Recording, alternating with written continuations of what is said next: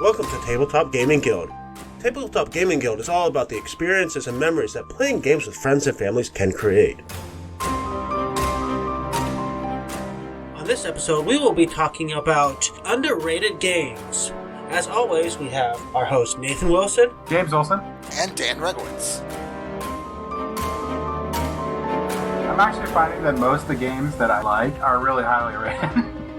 I don't have a whole lot. I'm not sure how you guys attacked this one, but I took a look at my collection, which includes games that I currently own and previously owned, and I compared what I rated these games to what BGG aggregate rates these games, and I came up with two different lists. One list was games that I really enjoy, so the difference between those two numbers are 1.5 or even more, but they're games that we've already talked a lot about, like Eminent Domain and 51st State. But then I found 8 or 9 games where the distance between the ratings are much shorter, but they're in general more obscure titles. I'm going to try to stick to the second list just because it's a little bit more interesting. Most of my games that I like are in the top 100, unfortunately, but I got a couple that are out there. I didn't look at rankings. I was just looking at ratings personally. I was looking at both. I find that BGG ratings don't vary all that much. They always stick around the 5 to 7 range. The aggregate scoring is an average, and it tends towards some number in the middle, which is why I'm angry that it rates some of my favorites as a 6, where I rate it like a 9. Yeah, I got a healthy dose of awesome games that are surprisingly not well rated. And not surprisingly, I'm not at all prepared. So now let's get to talking about games we like that you probably haven't heard of. I actually did a top 10 because I had literally 10. So, top 10 for me. And I am completely unprepared, so I'll be making my list on the fly. I also have at least 10. We'll go with that. I have 2 different lists, and I'll be flip-flopping between them, depending upon how the conversation turns. It's not one of my top-rated games, but it's one that I like that you rarely hear about. It's a new game that looks like an old game. And that's Histories of the World. Area control game where you can't just go anywhere you want on the map. You actually have cards that you draft in order to determine where you can go on the map. And what areas score, how strongly they score, changes throughout the game. So you're planning based on where you think you can go in the future and striving for that and hoping you actually can get the cards you want. Is this a retread of an older title? I really think this is the older title. Am I correct? Is this Avalon Hill? Actually published in 2018, but yes, it's a re-implementation of A Brief History of the World from 2009. Which is itself a re-implement of the original History of the World. History of the World in 1991. Then it was A Brief History of the World in 2009. And then in 2018, it went back to History of the World. So it is an older title that's been reproduced a few times. You have to be careful because not everything scores, and you really have to pay attention to not only what you're doing, you really do have to pay attention to everybody else's actions. It does have a little gimmick that actually is kind of cool. A little catapult that you can put on the board, but when you lose a battle, you basically get a +1 modifier for your next battle, and you place your token on there as a reminder. It looks like they really did clean up the game between versions, too. They just didn't really modernize the look. And I think that's part of the reason why it didn't get that much attention. What do you roll the die for? It's risk style, so it's a die roll in combat. You calculate your strength, and then you still have to roll the dice so that you have a chance of failure. Although it's relatively low, as long as you have enough forces, you will generally win. The more you lose battles, the more you get modifiers to help you win the next one. What do you think the rank of your game is? Unfortunately, it's probably over the 2,000 threshold. Yeah, it's 2,971. Whew. BGG rates it a 7.4, which actually sounds like a pretty solid game to me. It's interesting how that could have such a high rating, but then less people voted for it or something? I don't know. Yeah, I believe that's it, because only 300 people actually ranked it. Yeah. So I think that actually puts it down quite a bit on their overall ranking. A 7, generally speaking, for me, is rock solid, and is a game that I will revisit periodically. Nothing wrong with a 7. I get the impression that this is a game that the people who've played it have liked it. It's just the number of people who've played it, it seems to be very small. All right. So, Dan, do you have a underrated game you'd like to speak about? I do have an underrated game that I would like to speak about. The game I'm going to mention is simply called Exposed. Family show. It is a deduction game. Everyone in the game is a pickpocket on a yacht, and you're given a roll card, and there's all these characters on the board. They have wallets on them. Your goal is to try to get 7 wallets. But since the actions that you can perform can only be performed on people that are next to you or in your same row or column, you sort of play conservatively. Otherwise, you reveal which of the characters on the board you are. It's a game that I didn't think highly of when I first played it, but somebody brought it to club a couple times, and it did grow on me a lot. Sounds really cool. I think the cover art might have killed it, but it seems pretty cool. The art on this game is not great, but the gameplay is definitely very good. BGG rates this a 5.6, and I give this a solid 7. BGG rated it a 5.6, but users rated it a 6.4, so that shows that people like it. What do you think your overall rank is? Yeah, I have no clue. I didn't look up the ranks of any of these games. We're just doing a guess, because I'm going to see who wins. Oh, are you keeping score? Do you have a score pad? Okay, I don't know. It's not a terrible game by any stretch of the imagination. It's probably somewhere in the 3,000s, I'd say. 5,827. All right, way off. All right. So you're winning. Your game is definitely the most underrated game so far. I am not going to win this at all.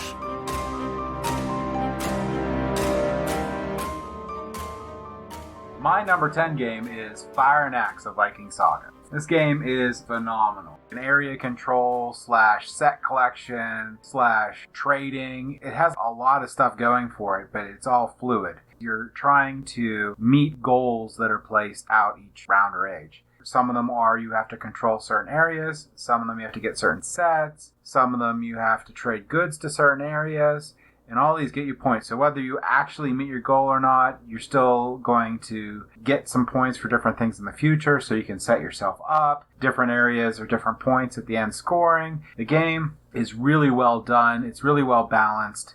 It's neat how you can diversify the way that you win the game. You can win the game by trying to go out to the farther areas and pillage some of the cities. So you get a lot of points doing that. There's a lot of risk involved, so you have to be able to get your resources correct. You have to understand how you're going to do your trading, what you're going to do if you're not going to trade, how many people you want to get before you go out. There's a lot of things to consider. And there's also rune cards in the game that opponents can play and you can play to either help you out or hurt the other person on their turn. So there's a lot of things going. It's not simply like an area control set collection game. There's a lot to it. It's one of my favorites. I know that it was really popular with hardcore board gamers. It still has a rank of 893, so it's not all the way up there, but I do think it is a great game. It's definitely not like the flashiest game in the world, but for what it is, it's good.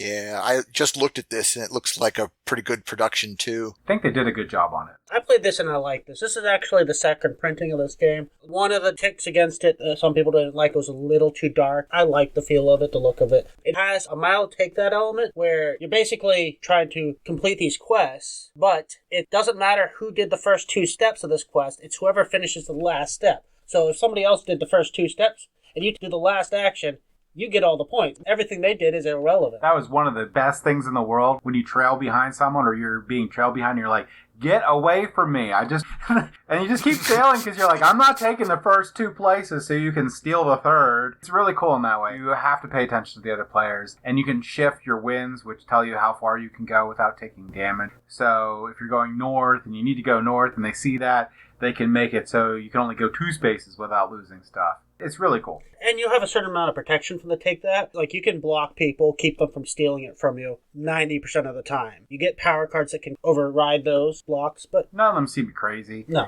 You can try to get a lot of rune cards and a little bit of advantage to that, but by getting the rune cards, you're taking away actions. Yeah. You're removing your ability to do something to get something you could possibly do. So there's balancing in that, too.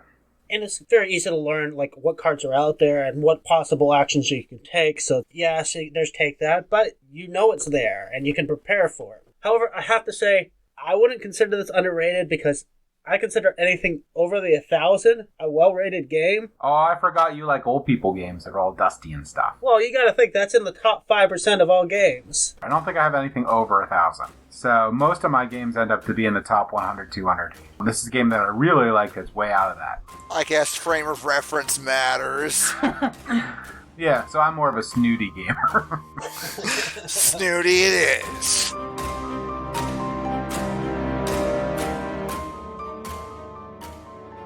All All right, Nathan, what you got? So I have one that I did talk briefly about before in our con episode. That's Cthulhu 500. Pretty simple, straightforward. Take that racing game. The theme is a little awkward, but it works. One of the better working Cthulhu themes. But you're basically racing cars. They have the various strengths. You can have all these powers you can add onto your car. You can have spiked wheels. You can have tentacles coming out of your car to attack people with. You can have psychotic drivers and things like that. So you're trying to damage the other cars and take positioning. Pretty simple, straightforward, with a lot of chaotic elements in it. Of all these random cars that do all sorts of ridiculous damage. It's a fun party-style game. And the art's interesting on it. Actually, the cover art looks like a normal racing game. So, with Cthulhu 500, what is its overall ranking? Okay, we'll do it this one. Is it higher or lower than Exposed? Unfortunately, I think it's probably lower. A lot higher. It is 7,053. Oh, well, yeah, it depends on how you think about what's higher, what's lower. Okay. Lower rating, higher number. Okay, well, we're going to go with the high number is the lower rating. So, what do you got, Dan, here? Let's see if you can beat Nathan. Gonna be tough to beat. You're like, Monopoly. No, because I feel like whatever BGG rated Monopoly, it's probably way too high. No, the game I'm actually going to talk about is called The Cave. The Cave is this really cool exploration style game. It's tile lane where you're spelunking. You get a certain number of action points per turn, and, moving through these tiles take action points. Sometimes more than one as you navigate through water or tight spots. And there's like these tokens scattered all across the unexplored areas of the cave. Retrieving these tokens is worth points at the end. It's just a really cool little game. Yeah, it actually looks really neat. The art looks good. It gives like a Saboteur-like feel to it from the way that you put down little tunnels you can go in and stuff. That's actually part of the strategy. When you draw a new tile to put it on the table in front of you, you can orient it however you like as long as it's legal. And that means you can create passageways that loop back on themselves so that you have a faster trip back to base camp, which you need to do periodically to restock on your supplies. You know how you were talking about in the Viking game when someone's following you and you're like, stop. This game has that as well. If you're exploring the area of the cave, there's a good possibility that you're going to uncover tokens that are worth points that you can't get because you don't have enough action points to claim them on your current turn. So somebody a base or two behind you can swoop in and grab them. You'll be like, I'm just following Dan. Just give me jumps. So, what do you think your ranking is? Is it higher or lower than Cthulhu? Now, lower is closer to 1, higher is higher. Cthulhu was like 7,000, you said? Cthulhu was 7,053. It's got to be closer to 1 than 7,000. Yeah, yours is 1,977. Yeah, the Dice Tower people like this, so I think that definitely give a bump to this. The production quality looks good for it, too. Better than Cthulhu 500. Yeah. Yeah, it's definitely one I've been interested in. I just have not seen it available anywhere.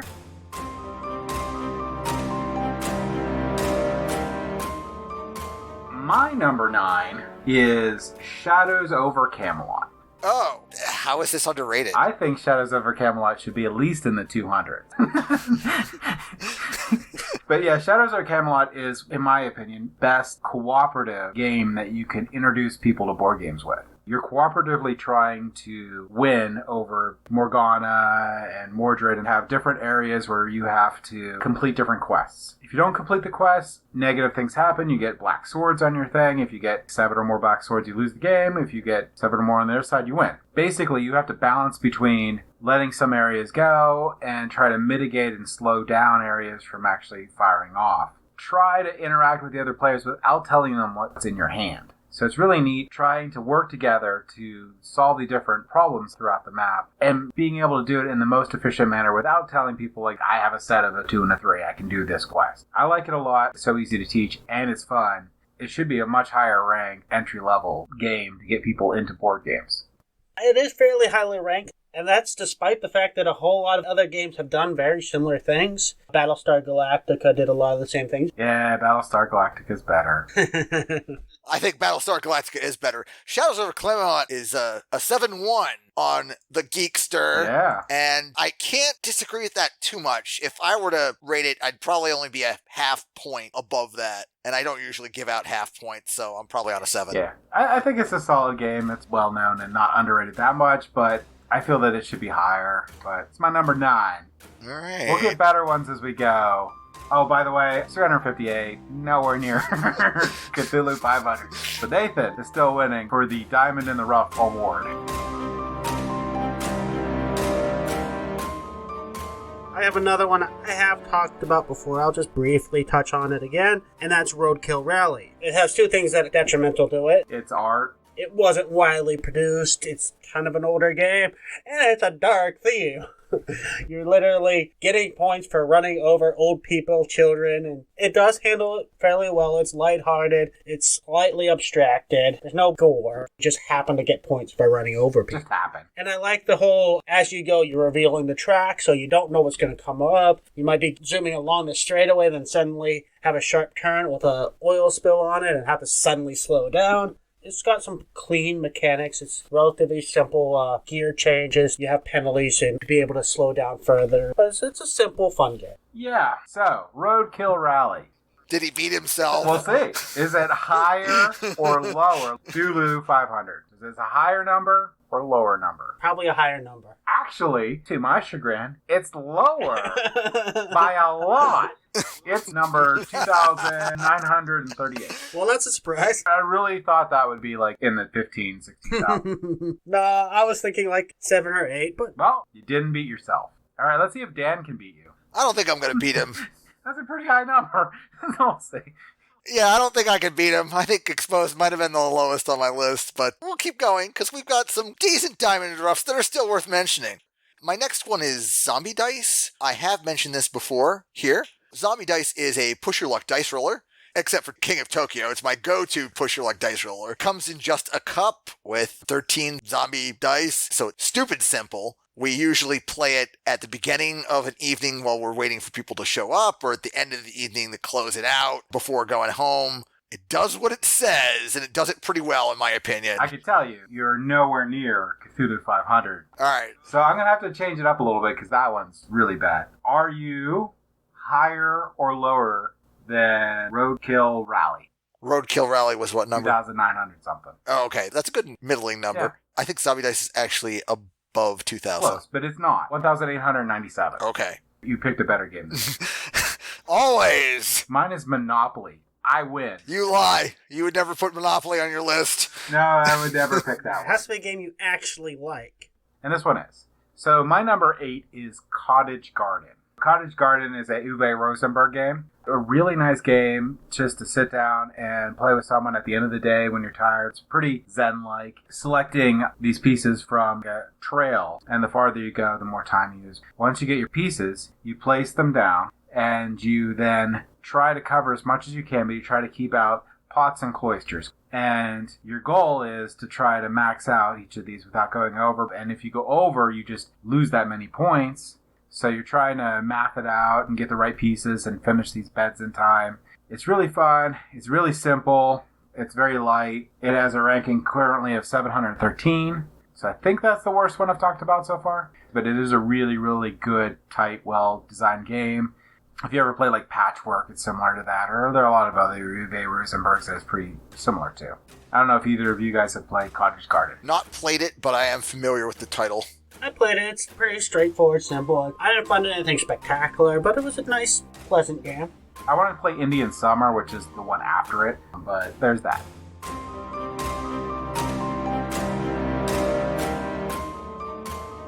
So Nathan, what is your next underrated game? Once again, something I've talked about before, which is Nuns on the Run, which is my new type. Slightly older game. It's a great hidden movement game, but one that adds a little chaos in the mix because you can have 8 players. So you have 7 nuns running around with one person trying to catch these nuns, and you roll a dice to see if you make noise, and then you add your modifier based on whether you're walking or running, and don't get caught. It's a hidden movement game? Yeah, it's a hidden movement. So that would definitely count as an underrated game because it's currently rated at 6.5.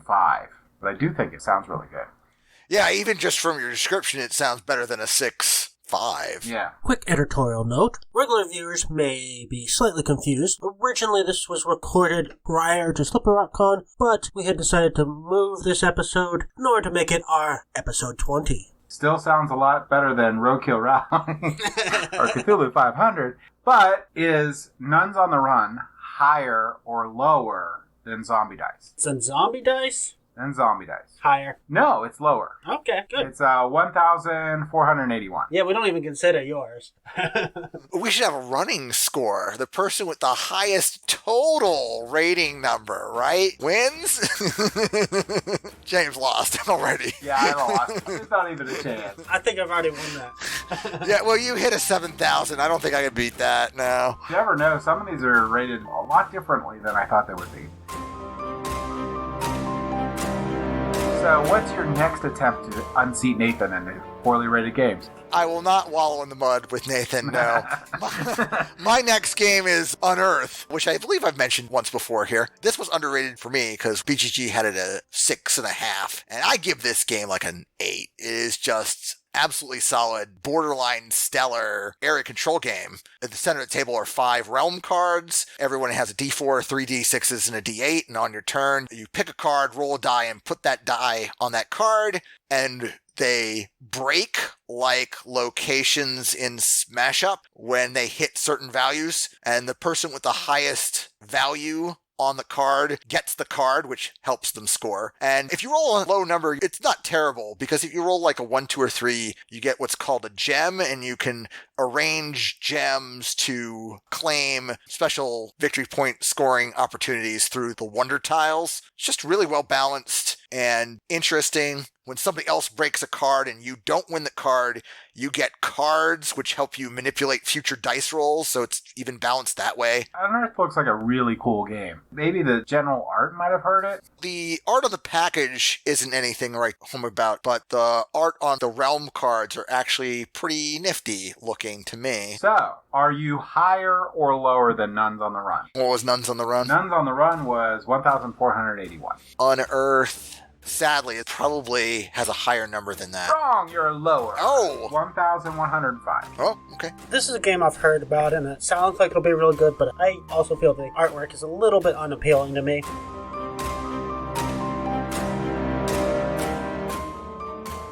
My number 7 is the Great Domine. I've already talked about this game multiple times. It is an awesome game. Great for parties. It's easy to teach. If you need something to play in between games, you can easily get through a game of it in like 15 minutes. And it's nice because everyone wants to keep playing more, but you can just play as many games as you want and just move on. Again, Great Domine is made by Richard Garfield. It's a trick-taking game that's completely unfair. So you have 2 people that get all the good cards, and you have 2 people that get all the bad cards. And the other ones just keep what they get. But the whole point is the seating arrangement is what makes it unfair, because trick-taking game, if you win the trick, you get to start off the next one, which in this game gives you a huge advantage to ensure that you keep winning those tricks, that you keep staying where you're at, because the first one out becomes the Great Domine, and so on. It's a great game. It's a light game. It's just a lot of fun.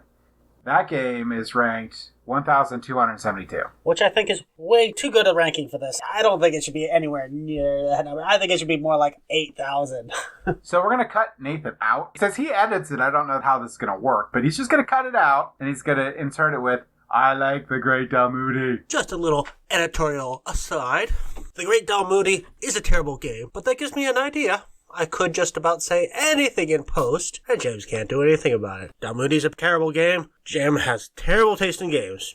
At least in this scenario. I don't know how you can say it's an unbalanced game and say that as a good thing. Usually that's considered bad game design. Hey, you like, what is that game? Oh no, I forgot the name of it. Cosmic Encounter. You like Cosmic Encounter. That game's completely unbalanced. Completely unbalanced. I like Cosmic Encounter, but that game is unbalanced. And you're telling me about the Great Domine? No. First of all, I knew where you were going. I did not want to help you get there. But Cosmic Encounter is actually pretty balanced because it has a lot of powers that counteract each other, and it's very clear what the powers do so that you know who to go after. I do like Cosmic Encounter, but I don't agree with the balancing part. I think that is balanced by the players, only if the players understand. So the Cosmic Encounter rewards a lot of replayability. Now, to cut myself off a little bit, you can play with the basic cards, and there's advanced cards, and the basic cards are not like super crazy. So I'll give you a half win on that.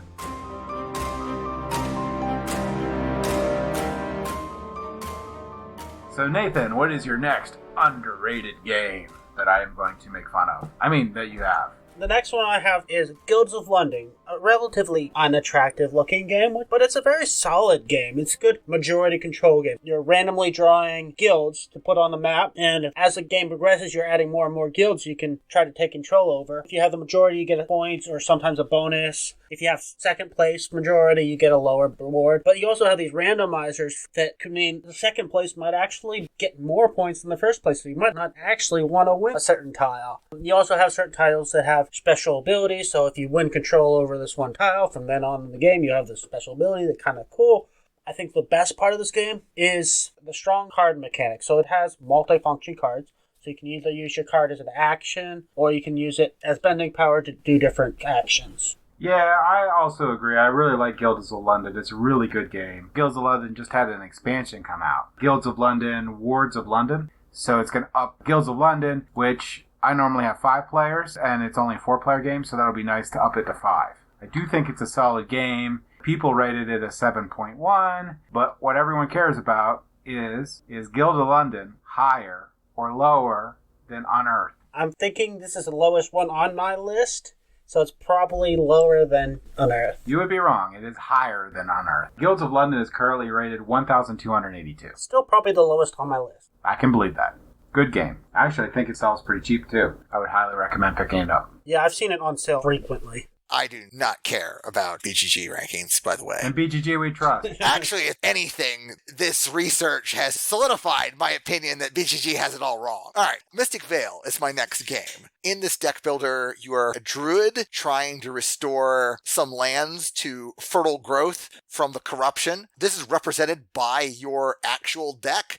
You start with a deck of 20 cards. A lot of them are just blank, and you improve your deck by buying upgrades, and these upgrades are kind of sleeved on top of your cards in an overlay. So you start with a blank card, and you can eventually end up with a completely full card that does all sorts of crazy stuff. Fast playing, and you feel like you're doing awesome stuff. Most of the time, the game ends too quickly, but it's still a great experience. I really like where you're just card drafting into one card. So you're just upgrading the card, you still have the same number of cards. That's a really cool idea. Yeah, certainly unique. I wouldn't consider this underrated, though. I think you're getting into James's territory of games that are...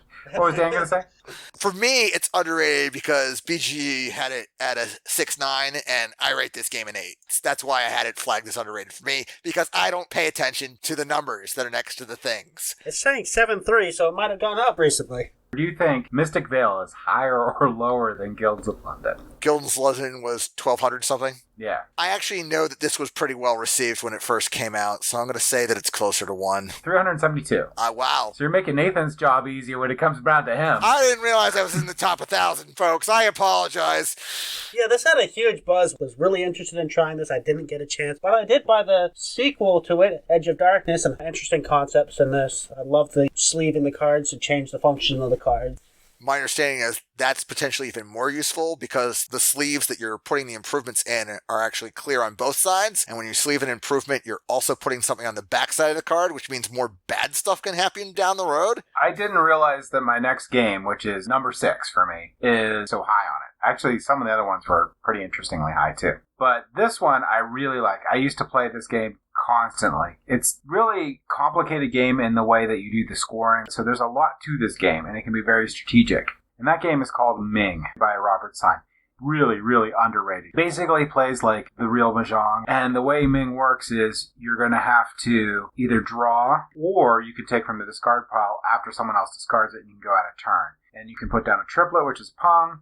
You can put down a sequence, which is Chow. Or you can go out, which is Ming. Part of the game that makes it super interesting is it has a tiered system for the scoring. So you're trying to get like all sequences. You're trying to get straights. And you're trying to do all these things. And it's not easy. So a lot of times, even though you can go out, you hold back and you try to be able to complete these things that give you points. Because even if you can't go out because someone just like, I want to get say Ming all the time. If you do it strategically, you will get more points than that person that went out like 5 times in a row. I really like the game a lot. We've played a copy till it was destroyed. Parents had some of them reprinted for us, and it is just a wonderful card game. It's one of those games you start playing it, and you just keep playing it. And that is Ming, which is one of my highest rated games, or lowest rated games. I don't know which way we're going with this. It is 2,937. So it is higher than Mystic Vale. I also love this game. We played it a lot, but it did have a very limited print run. It's from the 80s, and from my understanding, it wasn't widely printed, and it's been out of print essentially since then. There was a couple limited runs that they did, but just the availability and advertising for this game just never existed. Yeah, it's probably one of the best Mahjong card translations ever. And we essentially found it by chance. It was recommended at the store, got up, tried it, and was really a good game.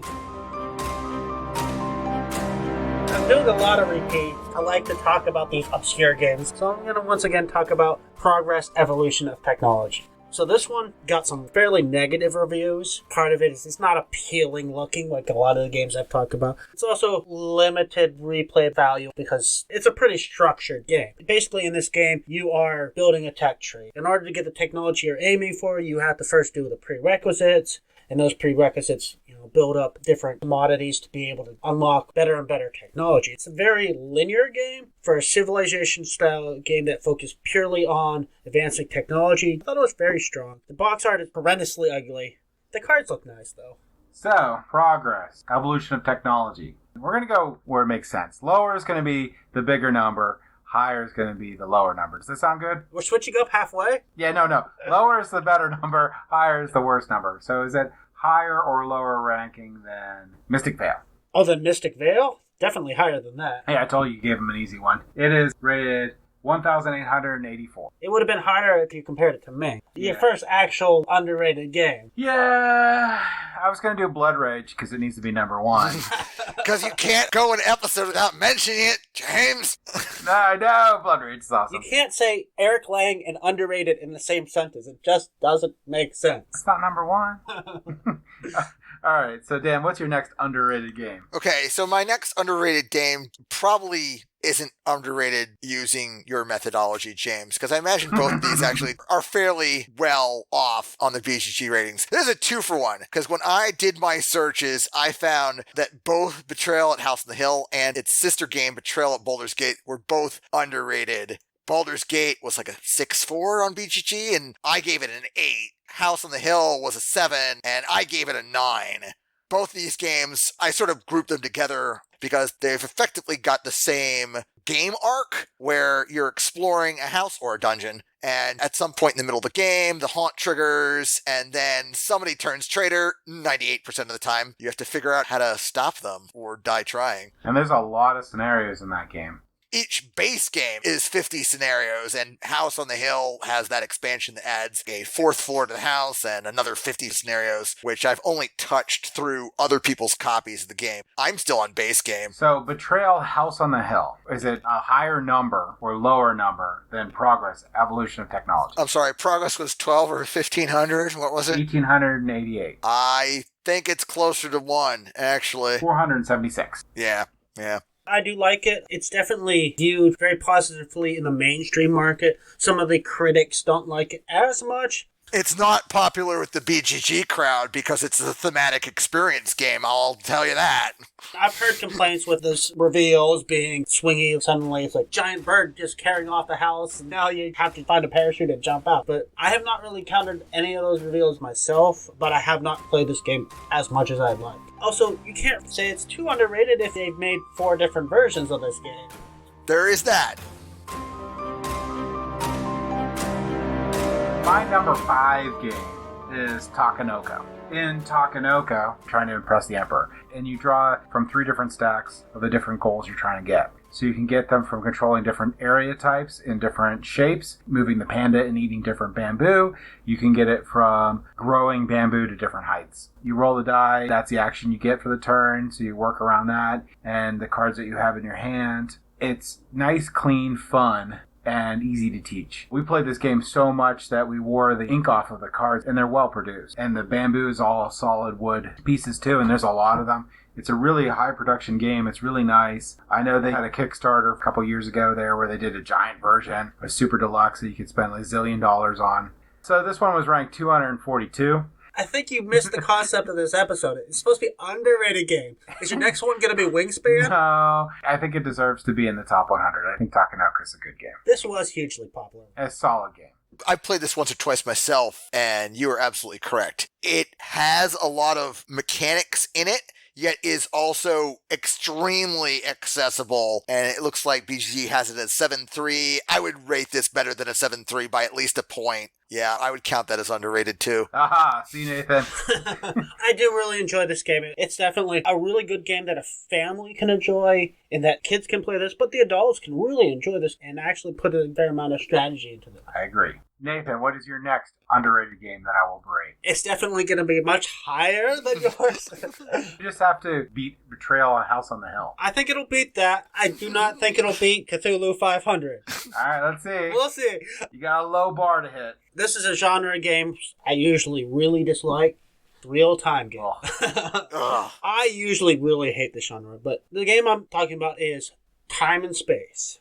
So this is a real-time pick up and deliver. What's happening in this game is you have 30-second hourglasses. You have 3 of them. Whenever you want to take an action, you flip over one of those hourglasses, and that action is not completed till that hourglass runs out. It gives you just enough time where you can plan, but you can't spend a huge amount of time planning. But in this game, you're picking up goods from one planet, delivering it, but you also can upgrade your ships, increase your hold. So you're basically trying to figure out, okay, do I want to spend my time upgrading now, or getting the goods really quick before somebody else takes them and delivering them as quickly as possible?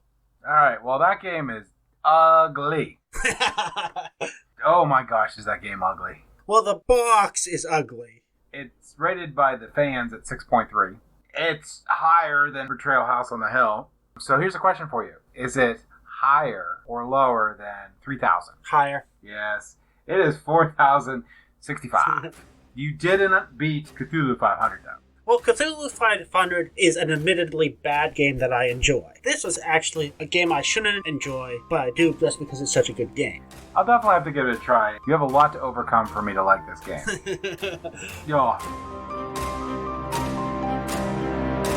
My next underrated game is called Nexus Ops. Nexus Ops is an older title, and it is a dudes on a map game. This game is one of the few dudes in the map games in my collection because it does it rather well. It is infinitely better than Risk or Access to Allies because while you do take territory, and the territory matters because you gather rubium from the territories that have refineries on them, and that's what you use to spend to get more units. There is that snowball effect that often appears in lots of dudes in the map game, but this is completely 100% irrelevant because the game ends as soon as somebody hits 12 victory points. And there are some cards in this game that are worth 3 victory points if you manage to pull them off. They're just rather difficult to pull off. So you can have big swings where you have like a 4-point turn, and the next 5 turns you've got nothing, or you make an attempt at something and you've got nothing. And there's a catch-up mechanism where if you're blown off the map in a single battle, you draw energize cards, which helps you save your units or get more resources in future turns. You could decide when to play them or mess around with combat. There's one that reverses combat order, and let me tell you, having the slowest units go first instead of the fastest ones is a killer.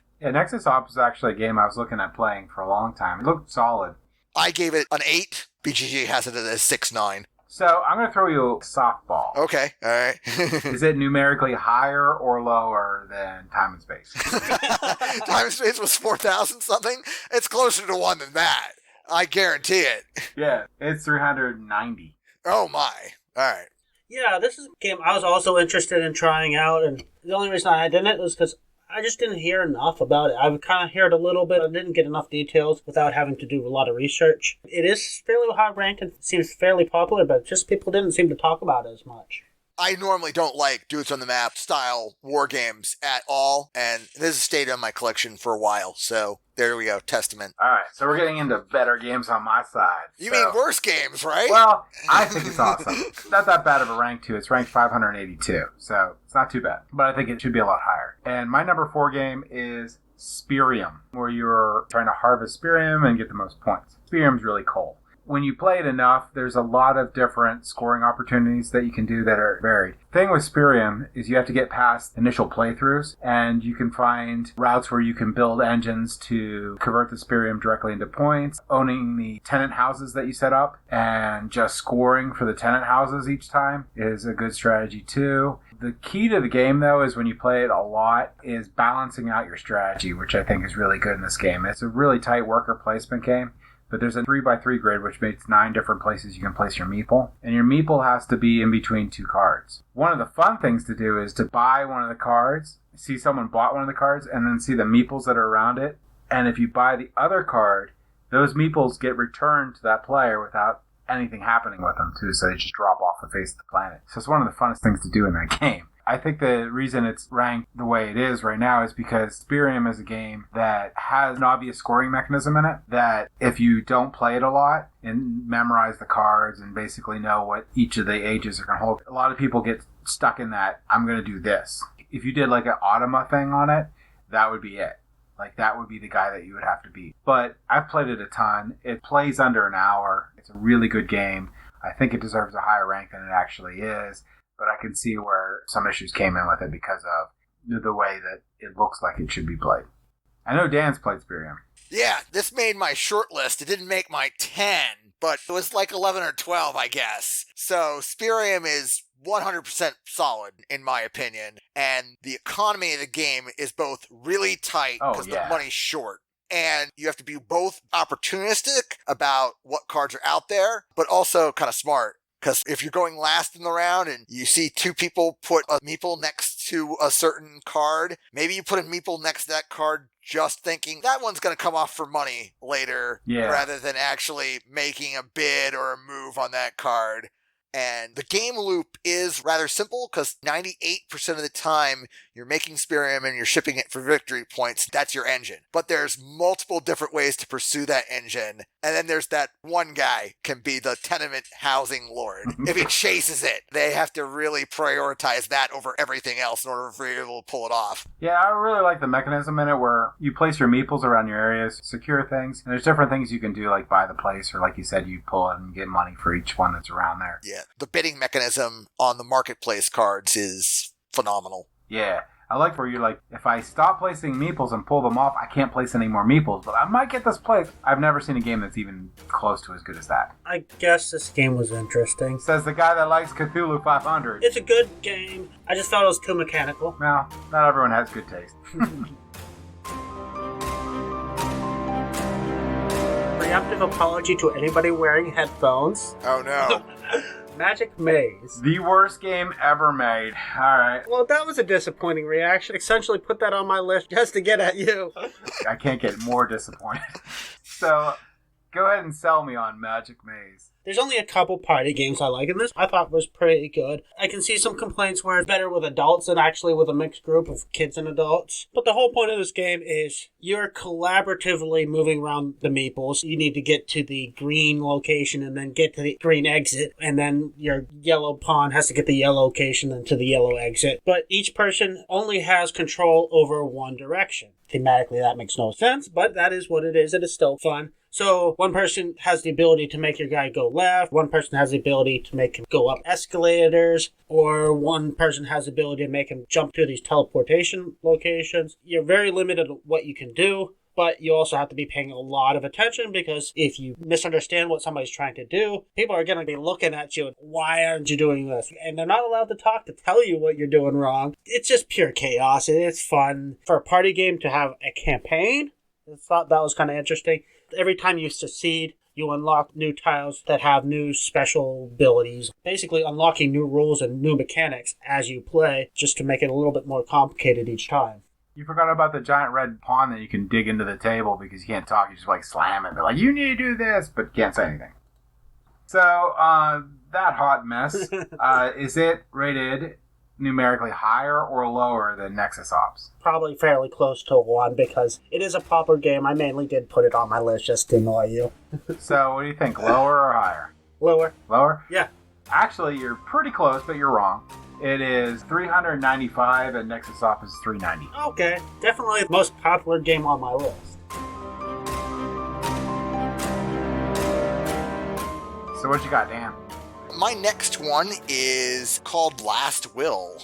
It's an engine building game in reverse. So you start with a sum of money and possibly an occupation if you've got the expansion. And your goal is to go bankrupt, lose all your property, and get fired. And it's got this cute artistic style too. It looks like it takes place in turn of the century England. There's a face of the game that's worker placement.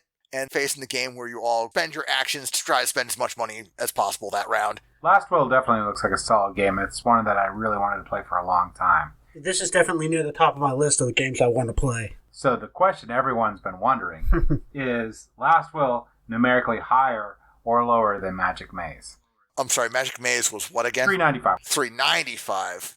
Man, that's pretty high. I'm going to say it's numerically higher than $3.95. No, it's lower. It's $3.86. Oh, okay. I had it on my list because BGG had it at a 6.9 at the time I made my list, and I rated it a solid 8. It's definitely one of the good games on there. Next game, that is Yellow and Yancey, sequel to Tigris and Euphrates. Yellow and Yancey is by Rainer Knizia. It is functionally similar to Tigris and Euphrates. It is still a mean, vicious game where it's very tight and you have to fight over getting a plethora of different types of points. And the crux to the game is the lowest number that you have of a color is your score at the end of the game. You can get gold tokens that let you up any of those numbers, but basically you need to get all the other colors to be able to get a good score. It is a very vicious area control style game where you can take out places with your leaders. If you ever played Tigris and Euphrates, it's very similar, but I think that Yellow and Yancey is the streamlined version of Tigris and Euphrates. Tigris and Euphrates is rated higher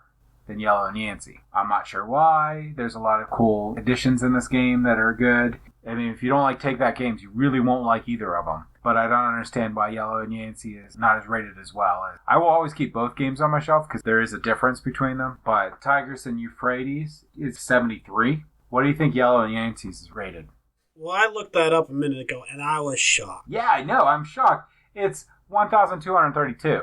A functionally similar game that I think actually streamlined the rules and made it more accessible. I do like Tigris and Euphrates just because of how it's even tighter and meaner, but, I mean, come on. Yellow and Yancey is also sitting there with an aggregate rating of 8.0, which is, quite frankly, amazing given how many people rate games on the Geek. Tigris and Euphrates, oh, look at that, is actually a little bit less than that in its numeric score, 7.7. Yellow and Yancey is a phenomenal game.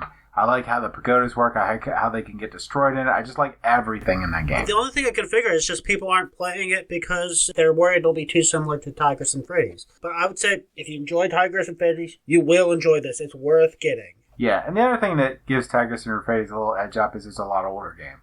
So it's been around for a lot longer. It's had reprints. But Yellow and Yancey's, you definitely want to try it. If you love Tigris and Euphrates, you'll probably love Yellow and Yancey. So that was my number 3. What's Nathan's next underrated game? So far in my list, we've talked about some games I like, and we're starting to get into games I really, really enjoy. One of the most tragically underrated games is New Dawn.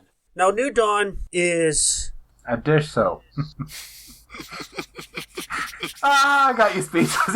You don't even know where to go with that. Moving on. Okay, so New Dawn is, you could call it a 4X game.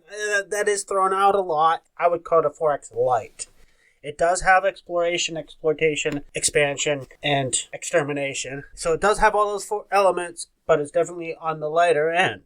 Now, what happens in New Dawn is you have 4 different categories of planets you draw from. One of these decks is primarily a war-related planet, so if you draw from that deck, you're more likely to have things that are going to help you in battle. Another of these decks is technology, and so you're drawing these cards that are the various places you can settle, and you're putting them on the map. Now, when you put it on the map, you get to use the ability of the card, but you don't necessarily get to settle that planet. So somebody else can actually take that planet and get the points for that planet. You're exploring, but you're not necessarily the one to settle. There's a basic map for this where it's pretty straightforward.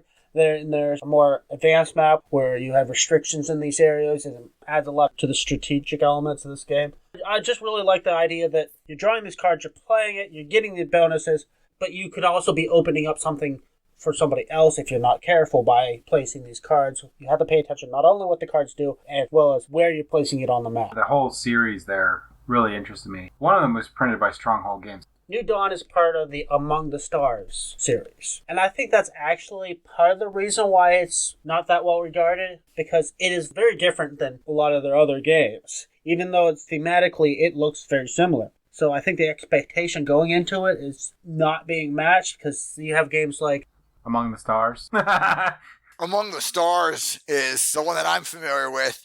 That's just a drafting game. It's got some wrinkles to it, but it's not overly complicated. This New Dawn, the community on the Geek gave it a weight rating of 3.03, which sounds pretty heavy by comparison. Yeah, and that's what I'm getting at. It is a heavier game, and most of the other things in the series are much lighter. Among the Stars is probably the second heaviest in the series, and that's fairly light. They also have one called Stellar Conflict, which is basically a rubber band flicking game. You're actually throwing cards onto the table, and where they land and what way they're facing can determine where their lasers are firing, and then you stretch these rubber bands to draw your lines to see if you hit. A really lightweight combat game, and almost childish. So very, very different from New Dawn. So, is New Dawn numerically higher ranked or lower ranked than Last Will? Higher. Last Will is pretty well regarded. Yes. It is 2,453.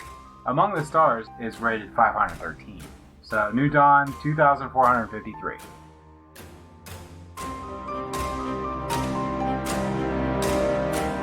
My next underrated game is Lords of Vegas. So Nexus Ops replaces Axis and Allies. Lords of Vegas replaces Monopoly. It's a property managed game. You're getting money by building casinos, but the money is useless except to try to control really big casinos. And it is always a blast in this game because this was on my favorite games list because of the tough decisions that it usually presents you with. So you're getting in my territory with it. Oh, I ruined it. Okay. Is Lords of Vegas lower numerically or higher than New Dawn? Than New Dawn. You gave it away, so I'll go with lower. Yeah, it's lower. 377. It's a pretty good rank. 7.3 by the fans. Yeah, I give this game an 8. BG aggregate was a 6.9. Yeah, I always thought this one looked pretty interesting. The cover's super ugly, but the game itself looks interesting, and I've always wanted to try it.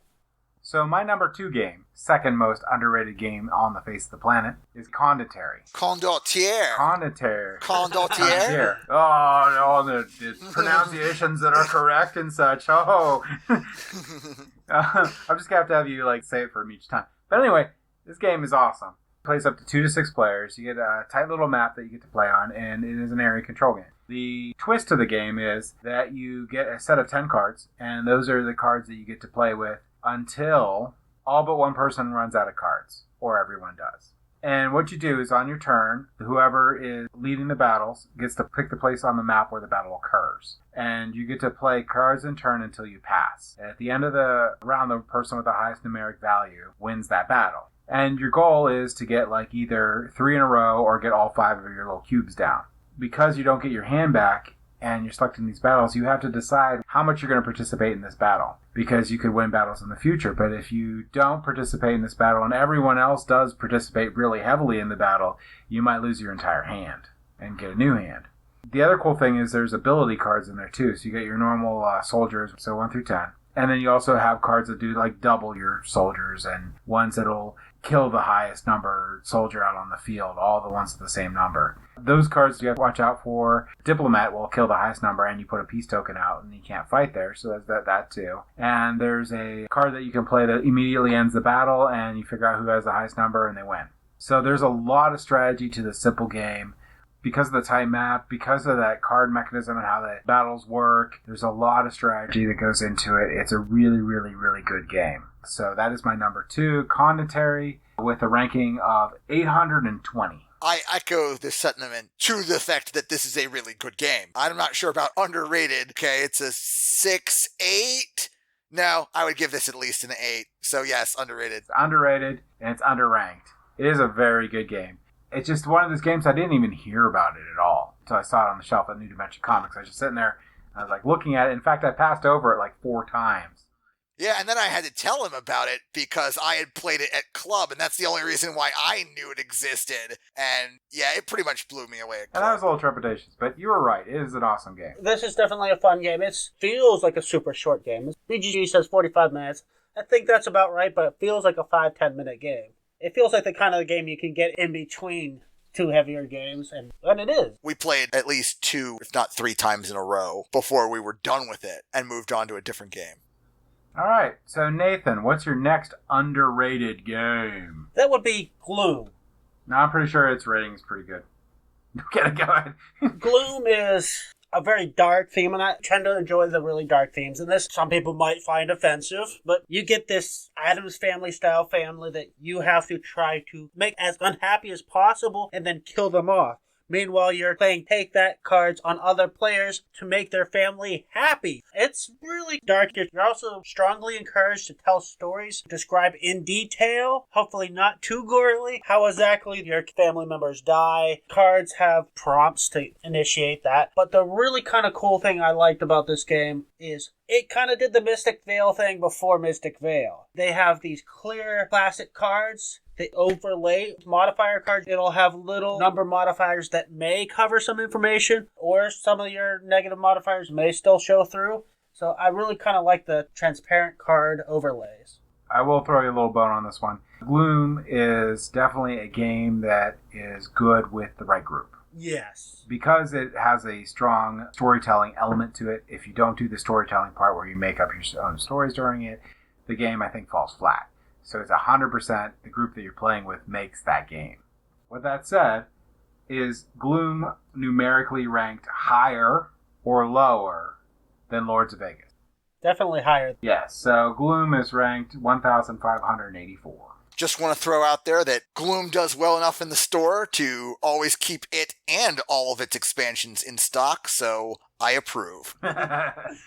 This is actually my 10th game, so I believe that this would be my number one, because I did save the best for last here. So this was the game that had the biggest difference between BGG's rating and my personal rating. And the game is called Grifters. Okay. Grifters is this tiny, small card game, and it takes place in the same universe as Coup. In this game, you are all heads of the criminal organization in the middle of the resolution, having nothing to do with the revolution and just trying to eke a little bit of money out of the chaos. So there's a big pile of money in the center of the table, and you play cards to take money out of the center of the table from other players or to manipulate your cards. And the manipulation of cards is really where this game shines. When you play a card, you play it to this board in front of you, and beginning of your turn, you advance time. So the card you played last turn moves forward a spot, and it doesn't come back to you until the end of your fourth turn, unless you can play a card to manipulate otherwise. So you could play a single card for its effect, or you could play a set of cards as a team to go after one of the missions in the center table, which usually provide a big bonus like lots of money, or the ability to draw one or two more recruit cards, steal a lot of money from other players, and whatnot. The card play is just 100% solid on this one. This one blew me out of the water. They have come up with a different version of the game. I believe it's Grifters Nexus. I didn't like it as much as the original, but if you would have a chance to try either one of these, I would go for it. So Grifters, that looks like a neat game. When I looked this up, BGG had it sitting at a 6-1. I give this a 9. It is that amazing. All right. I might have to give that one a shot then. So, is Grifters numerically higher or lower rank than Gloom? Gloom was 1,200 something? 1,584. I think it's actually closer to 1 than 1,500. It is not. It is 1,804. Okay. So my number one underrated game on the face of the planet is Yamatai. It's a Bruno Cathala game. Yamatai is an interesting game where you're basically getting points, but the things you do can give other people points on their turn. So what you're trying to do is you're trying to chain different combinations of boats down to be able to either build different buildings to score points for those buildings, build pagodas to get points for the pagodas, to get different types of tokens. You can get the different gods or legends on the top to give you points, to give you extra abilities. The game is pretty clean. It's really nice. It's good looking. The game itself, you are picking your role at the beginning of each round, and the role that you pick will determine what your place is the next round. It's sort of hard to explain because there's so many things in the game that you're doing that just to explain the general mechanics of the game doesn't really explain like the point of having to do a strategy to understand what you're going to put down to get your points to mitigate other players' points that they could get. So you have to look at everyone's abilities, you have to look at what everyone can do during their turn to determine how best you're going to win. And there's a lot of different strategies with it. It's a huge map that you're going to go through, and generally you're going to have to chain the boats all either from the ocean in or against another boat. not doing a great job explaining it, but it is a awesome game. The art's awesome. The gameplay's awesome. It's super fast. It's a lot of fun. When we play it, we just want to play it more and more. I know Nathan got to play Yamatai. What did you think of that game? Beautiful looking game. Simple to learn strategy. There's a lot you could do with it. Randomized powers. And I did like turn order bidding. Yeah, turn order bidding's really cool. Different tiles that randomly come out. And you can either take one with a higher turn order or you can take the one with a better power. I always like that kind of mechanic. A balancing mechanic, you either go sooner or you go better. Yep, and the other cool thing about the game is on the mat sheet that you get, your entire turn's on there. So you know what you need to do. It has it broken out in little boxes. So I really like the fact that the player aid is actually your player mat. Yeah, that's good accessibility right there. The art does look amazing. Yeah, the art is amazing on the game. Production quality is awesome. It's ranked 537. It has a 7.2 ranking. I give it a 9, and I think it deserves a closer to 1 ranking. Plus, Bruno Cathala is a really good designer.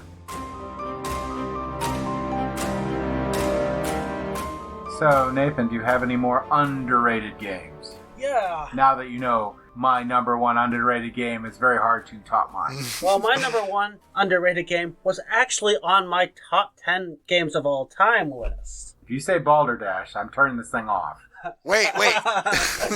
What's Dan saying? I was wondering if it was Seafall. Oh, Lord. No, it wasn't Seafall. What is it? It is Boulder Dash. Well, tell people about Balderdash and sell this thing. Boulder Dash is a fun party game. It's actually extremely old. They've made several versions of this game. It's basically a dictionary game. You get some obscure words. Everybody has to write down what they think the word means. And one person writes down the right answer. And then they shuffle them up and read them out. And you have to vote on which one you think is the correct one.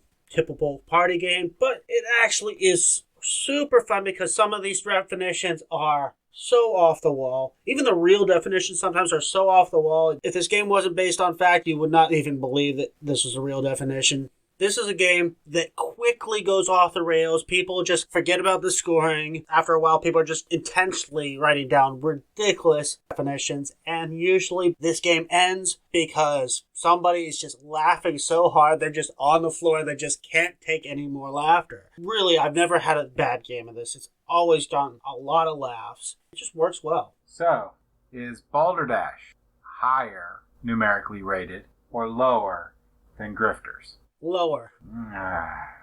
Well, the main reason why I'm disappointed is BGG average ranking is like 6.1 for this, which is ridiculously low for this game. It is lower ranked. It's 1,646 to Grifters, 1,804. Yeah. Dan, what's your number 1 underrated game of all time? I did mine. It was Grifters. All right, gentlemen, we've all covered our number 1s. Does anybody have any honorable mentions? This kind of highlighted the bias in BGG. Really a lot of games I love. Among the heavy games, they're actually pretty well ranked. But anything light that I like is definitely underrated for BGG. If I were to compare my list to something more mainstream than maybe BGG, I'd probably come up with a very different list, and it would be a lot more heavy games in that list. BGG just does not seem to like light, especially party games. Oh, Blood Rage is underrated. No, it's not. It's a super highly rated game. It needs to be 1. What is number 1 right now? Gloomhaven, I believe. Yeah! I didn't need to do this research to tell you that BGG has a bias. It totally does. It tends to favor heavy Euros. That's because they are the best game. But the biggest disparities in ratings that I discovered between BGG Aggregate and what I gave them were among my favorite games, which isn't too big of a surprise. Like games that I rated a 9, of course BGG only rates a 7. So like Shia, Legends of the Drift Section, which I mentioned previously on this channel, BGG has it as a 7, I rate a 9. 51st State, BGG 7, I rate a 9. You know, and so on and so forth. Blood Rage isn't 10. To be fair, even Gloomhaven, the number 1 game, is 8.5. The numbers don't go really above 8. That Geek Aggregate rating, the things they do to that number specifically for games that don't have a lot of votes, they tend to bring it back towards the center. I know that for sure. Blood Rage probably has more than enough votes to actually be worth it, its rating of 8.0, apparently. Yeah. And I get why they do that. I've heard they've had issues in the past where somebody would post a game and immediately rate it a 10 and suddenly it'd be the top of the charts.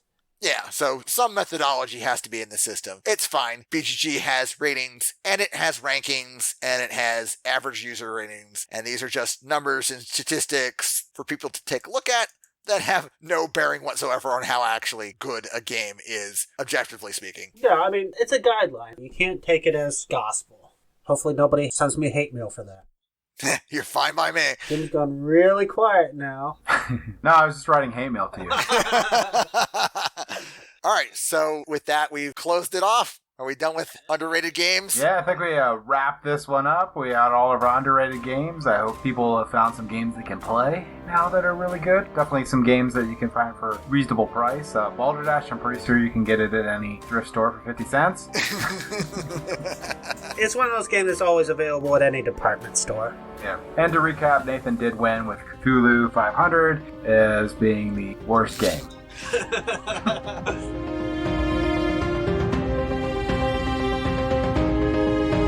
Well, before we leave, thank you for listening to our podcast. Please like us on Facebook, follow us on Instagram or Twitter, join our Board Game Geek Guild 2989, visit our website at tabletopgamingguild.com. Tabletop Gaming Guild podcast is a product of Tabletop Gaming Guild LLC. All rights reserved.